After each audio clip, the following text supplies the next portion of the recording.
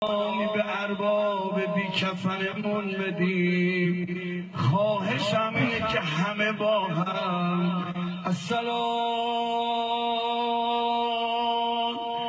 علیک یا ابا عبدالله و علی الارواح التي حلت بفنائه علیک منی سلام الله ابدا ما بقیت و بقی اللیل و النهار ولا جعل الله آخر لحظه منی لزیارتکم.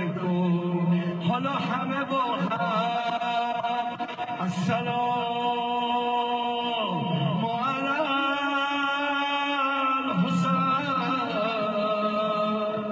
و علی علی ابن حسین و علی اولاد الحسین و علی اصحاب الحسین. هر کسی هر جا هست صدای من میشنوه، آی جوانای حسینی، همه یک دل و یک صدا، یا حسین. این جمعیت 100,000 نفری همه با هم یا حسین.